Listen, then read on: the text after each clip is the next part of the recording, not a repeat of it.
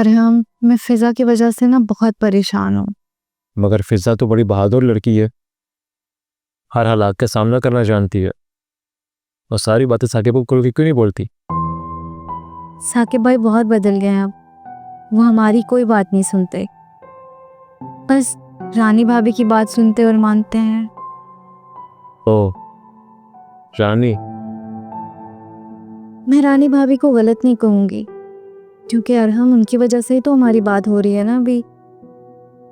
हाँ जानता हूँ, पहले मेरे भी ये ख्यालात थे कि बड़ी गुस्से वाली है रानी, कभी हमें मिलने नहीं रहेगी, मगर अब मेरे ख्याल बदल चुके हैं।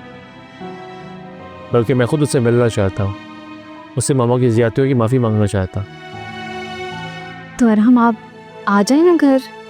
दिल तो मेरा भी यही चाहता, तुमसे मिले हुए बड़े महीने हो गए, तन्हा सा महसूस करता, बहुत मायूस हूँ मैं। अच्छा, फिर मैं रानी भाभी से ना आपके बारे में बात करूँगी, फिर देखते हैं वो क्या बोलती हैं। तो मेरी बात करवा सकती हो फिजा से? हाँ ठीक है, मैं जाकर उसे फ़ोन देती हूँ। अच्छा, तुम कहाँ हो इस वक्त? मैं किचन वाली साइड पर थी ना। यानी वहाँ भी किचन में तुम मौजूद हो? अरहम तंग मत करें, मैं जाती हूँ, फ़ोन देती हूँ उसे।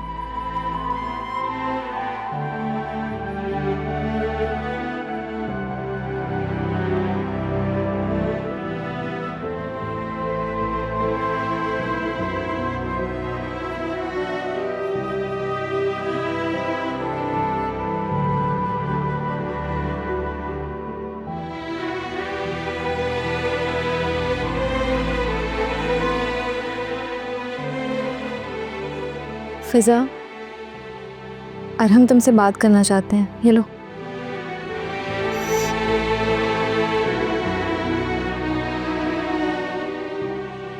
अस्सलाम वालेकुम।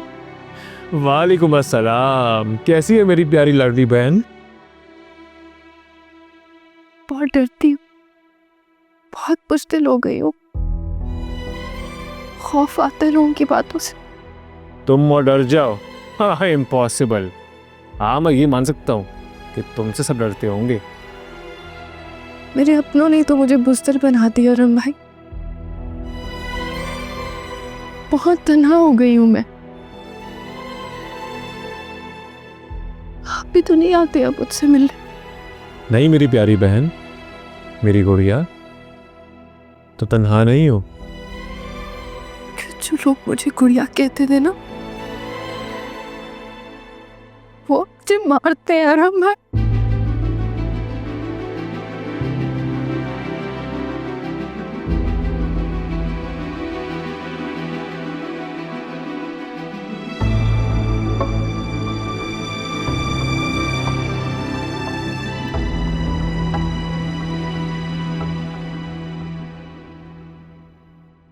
बाबा, आप क्यों अपनी इंसल्ट करवाना चाहते हैं मेरे घर आकर?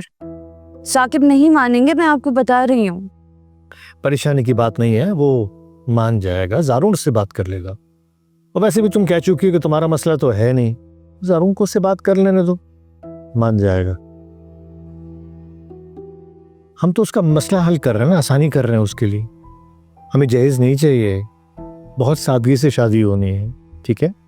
और मैंने फैसला कर लिया है कि मेरे बेटे ज़ारून को उसकी खुशी ज़रूर मिले, और इसी खुशी में आप सब अपना मुंह मीठा कर लें। ये मिठाई कहाँ से आई? वो साथ वाले राना साहब है ना, उनके घर पोता हुआ है, उन्होंने भेजी। मैंने कहा मौका अच्छा है, सब मुंह मीठा कर लेंगी। ये तो तुमने कमाल ही किया, अल्लाह दे मुझे। सबसे पहले तो मैं अपनी बेटी का मुंह मीठा करवाती। चलो रानी। नहीं नहीं माम, सबसे पहले बाबा का मुंह मीठा करवाएं, फैसला इनका है ना।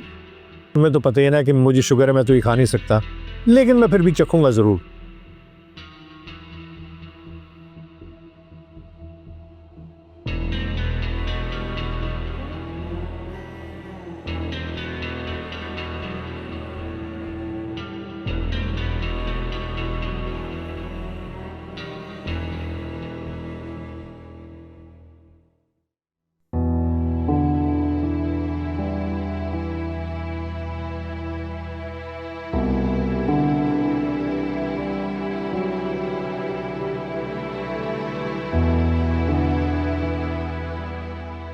मामा, मुझे आपसे बात करनी है अर्जेंट। हाँ बोलो।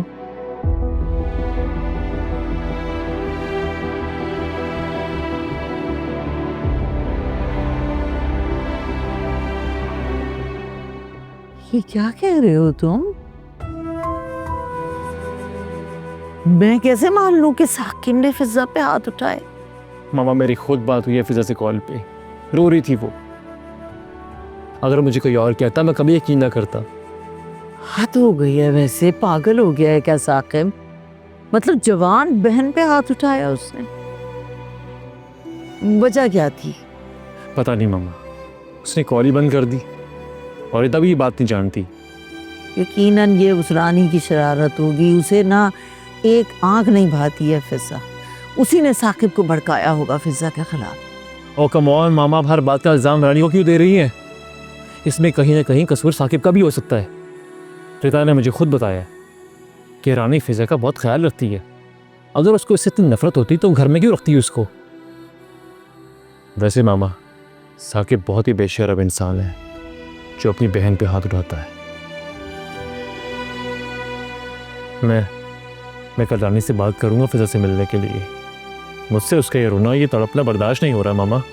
मुझे उससे मिलना है, हर सूरत मिलना है। अच्छा चले जाना, लेकिन इतने जज्बाती तो मत हो। साकिब सगा भाई है फिजा का, हो सकता है फिजा से भी कोई गलती हुई हो, साकिब को उस पर हाथ उठाना पड़ गया हो।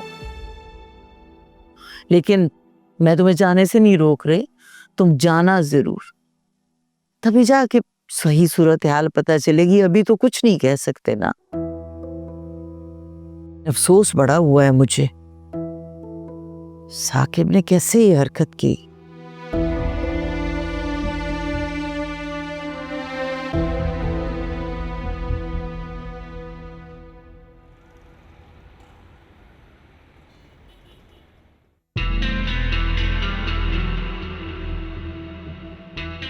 ये फिजा मेरी भाभी बनकर मेरे घर में ऐश करेगी? ये नहीं हो सकता, ये मैं नहीं होने दूंगी। सारी जिंदगी बाबा ने मेरी बात मानी है और अब अचानक से बेटे की मोहब्बत जाग गई है दिल में। हाँ, उम्र भर के गुनाह बख्शवाने लगे हैं, लेकिन मैं ये बर्दाश्त नहीं कर सकती और करूँगी क्यों? जब ज़ारून को कभी भी मुझसे ज़्यादा इम्पोर्टेंस नहीं मिली तो अब क्यों? पापा चाहते हैं कि मैं साकिब को मनाऊं। किस मुसीबत में डाल दिया मुझे।